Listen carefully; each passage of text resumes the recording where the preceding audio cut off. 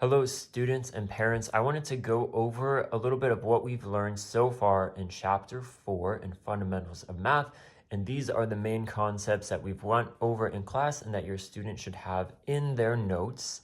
We should be having divisibility, prime numbers, composite numbers, as well as prime factorization, and the tree or ladder. So that's what I'm going to cover real quick in preparation of our quiz, but really to help us make sure we understand what we are learning to get us to those quizzes and assessments, eventually the Chapter 4 test, to the cumulative test that will be towards the end of the second quarter. So first thing is I give everyone a divisibility rules chart. You can find these online if your student has lost one, but they're going to need this in class, and it was just going to be so helpful as they're getting used to these rules. But a lot of these, even as adults, we kind of know the gist of it. So it's mostly just a recap and a refresh that students will need to know. And what this is really saying, if we look at our notes here, is we're wanting to know what numbers can go into the number that we have there. And you can use these rules to quickly figure out. But let's say you don't have these rules, you can go and do long division to actually find this out. The whole point with the rules chart is these are things we can memorize to quickly know, like, hey, is this number, this is a worksheet we did in class and was also their homework. I'm looking at 84. So if I know the last digit is even, I know that 2 goes into it.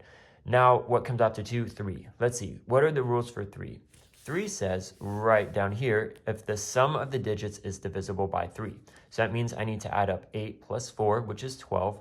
Can 3 go into 12?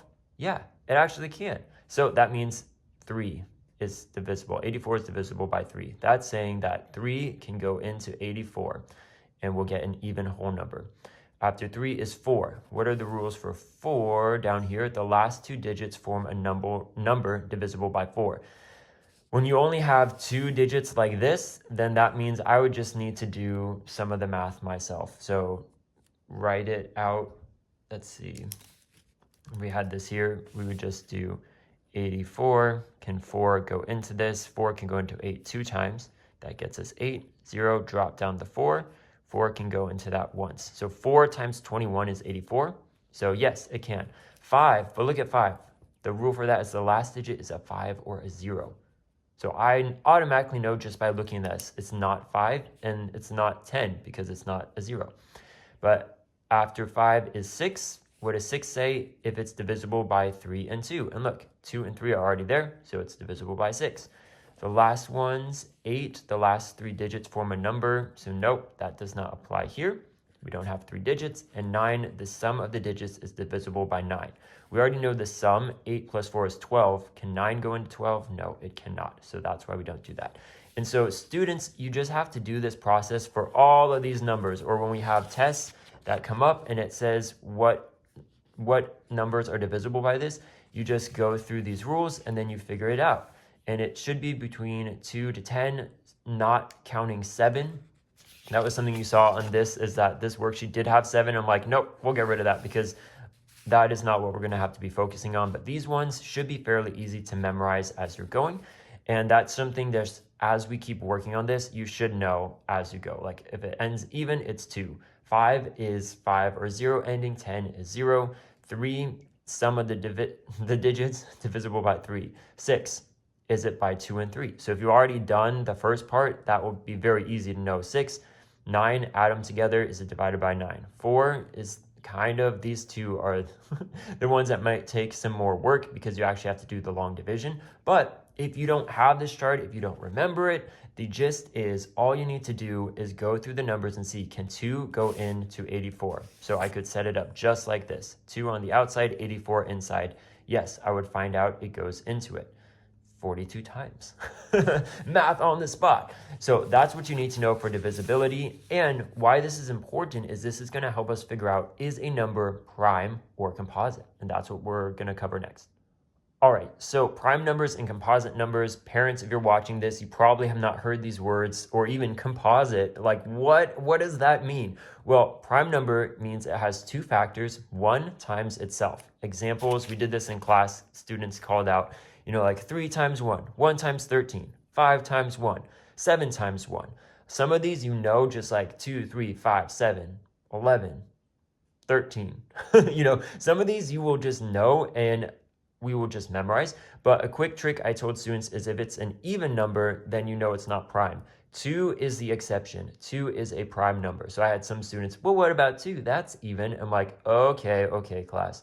2 is the exception. But when we're looking at some of these worksheets here, when we see an even number, which we don't see on there, but let's see on this side, we do. If we see an even number, I know that that's composite. Even number, composite, it's not prime. So that is a really good trick to know, is that if it's an even number, it's not prime, because prime can only be multiplied by 1 in itself.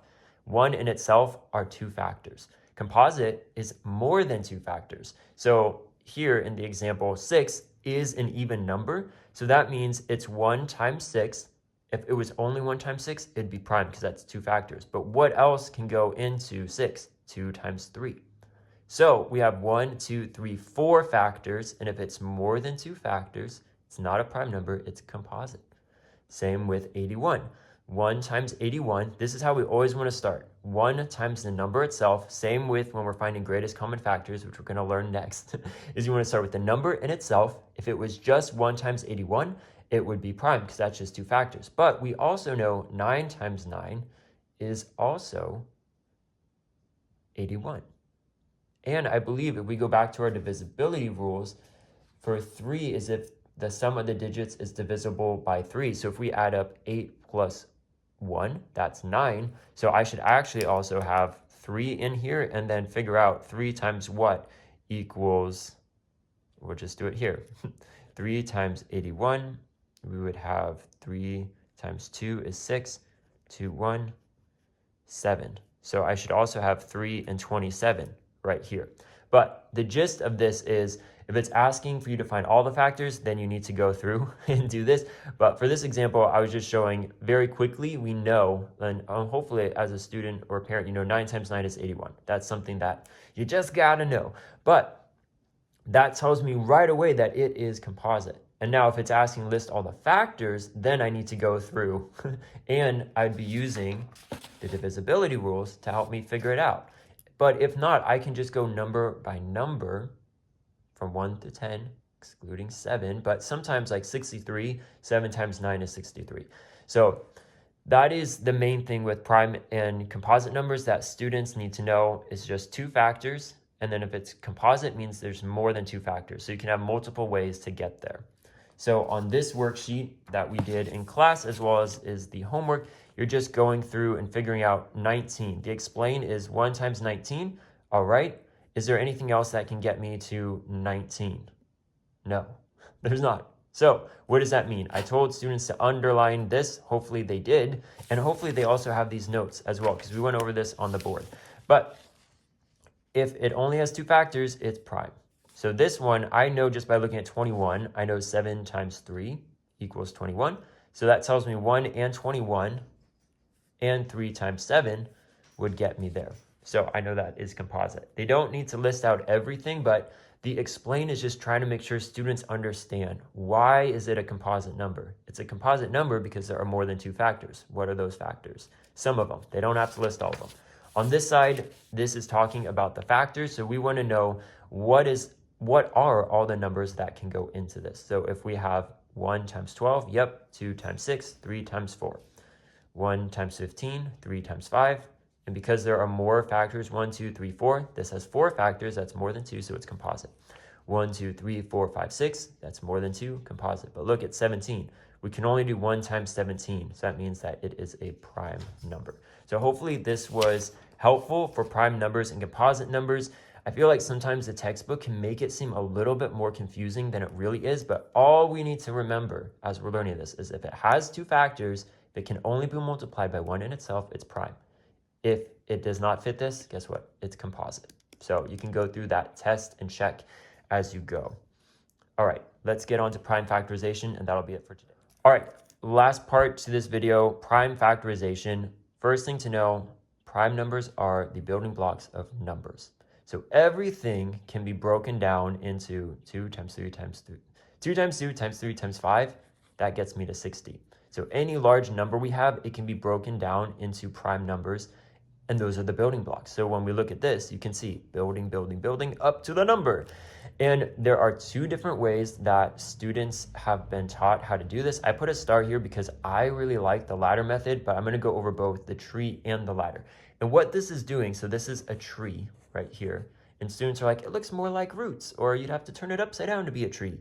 However you're a student, or if you're a student watching this, however you want to think of it to remind yourself of it, good, go ahead. That is what is so great with math and different learning perspectives is if you've got a trick that tells yourself how to remember something, then use it. Use it, use it, use it. But this is essentially what we're looking to do is break down this big number into what are the little small numbers. And then at the end, we want to put it in like an exponential form of if we have two twos, let's do 2 squared times 3 times 5. So we want a nice tidy ending. So when I see prime factorization, what do I tell myself? Oh, I need to show work in the tree or ladder method in order to get the answer. And I want the answer in a nice tidy way. And I want it to say, you know, if there's multiple digits, then we need to put it the exponents to get there. So this was the worksheet we went over in class. So what I'm trying to do is have different worksheets that I put together that we take notes in class on the board. This should all be in your students' notebook. So that's one way. They have the book. They can see how the book presents it. And then I also have a worksheet which covers the basic of what we're doing in maybe a slightly different way. So that hits a third way that your student could potentially be learning this if they're having trouble. But let's do the tree method. So we did this one in class, but I'll do this one with you all here. So 28, I'll just continue in green. Usually how I would start it is, let's see, you start with any composite number, break it into 2 factors. So you could do 2 and 14, or you could do 4 times 7. So that's probably what I will do, but either way will work. So if I know 4 times 7 equals 28. So this needs to lead up to there. Can 7 do anything else? No, but I can do 2 times 2. So if I do 2 times 2 times 7, I should get 28. It cannot be broken down any further than that. So I could put 2 times 2 times 7, but remember what I said, we want to use exponents for repeated factors. So if I see 2 2's, I want to rewrite this as 2 squared times 7. This would be my answer. This is my work shown. And in the quiz, I need to see one of these methods. If I were to do this method here, so here we start with the smallest prime that divides evenly. I like this because sometimes this feels a little messy, but if I know I'm either using 2 or 3 for almost every number. So if I do this here with 28, let's do 2 into 28. So it's just division is what you're doing. That can go in 14 times. Can 2 go into 14? Yes, it can. It can go into it 7 times. Can 2 go into 7? No. Can 3? Can 5? No. The only thing that can go into 7 is 7 itself, which gets us to 1. Once we get to 1, we are done. We are done when we get to the 1. So this tells me 2 times 2 times 7. So I'll rewrite it here. 2 times 2 times 7 equals 28. And then we need to put it into the repeated factors. 2 squared times 7. That is our answer there. I'll do one more so we can see. I'm going to do 4 times 12. We already have 12 here, so zoop, put it right there, but I'll walk it out as an example to really help you out. We have 2 times 2. To check this, go 2 times 2. Does that equal 4? Yes, it does. This 4 times 12 equals 48. Yes, it does. Now 12, let's go down. I know 3 times 4 equals 12. I could also do 2 times 6. So maybe I should have done that to show you a different perspective. But either way, you will get to the same answer, and 2 times 2 equals 4. So to check my work, I go 2 times 2, does that equals 4? Yes. Does 3 times 4 equal 12? Yes. Does 4 times 12 equals 48? Yes. So now how I would suggest is put everything down. So we have, I'll underline these numbers are the ones that I need to drop down. 3 can't go any further than that. So I have 2 times 2 times 3 times 2 times 2. So are there any repeated factors? Yes, I have 1, 2, 3, 4. 4 2's, so let's go 2 to the 4th times 3. That is my answer. The ladder method, which I still like, it's my preferred. I would start with the lowest one that can go into it evenly. So it's almost always going to be 2, 3, maybe 5. But starting with 2, especially, let's take out our divisibility. This is how it all connects. If I know it's an even number, I know 2 can go into it. If the sum of the digits are divisible by 3, then a 3 can go into it. If it ends in a 5 or 0, then 5 can go into it. So that's how it all comes together. So 2 times what equals 48 is 24. You could also, if you didn't know, do this method here. The long division of 2 goes in there 2 times, which equals 4. 0, bring down the 8, 2 times 4. So that gets 24. Having trouble focusing. My apologies. All right. So can 2 go into 24? Yes, it can. It can go into that 12 times. Can 2 go into 12? Yes, again. It can go into it 6 times. Can 2 go into 6? Righto, again, it can. So what? 2 times what equals 6? That equals 3. Can 2 go into 3? No. But how about 3? Can 3 go into 3? Yes, and that gets us to 0. So I have 1. This is saying 2 times 2 times 2 times 2 times 3. So 1, 2, 3, 4 times 3. That is our prime factorization. So students and parents, it needs to get down to this method here, but this is the work that I expect to see. I think why I like this and why I would prefer it is because I can see everything on the left here. Those are my numbers to look at. This one, you'll see I underlined the ones, but like your student might also include the 4, but no, the 4 can break up smaller. So that's why, depending on your student or who you are, if you are the student watching this, choose whatever method is easy for you. And you'll see, like, I have it worked out here, but look, I did the work myself too in both methods. So that's how I was able to practice. If you're struggling with this, then go ahead and do both methods and see which one do you like, which one works with you the best. So that wraps up lesson 4.1. That's what it is in the book, but these are the foundations that we need to know in order to keep going throughout this chapter.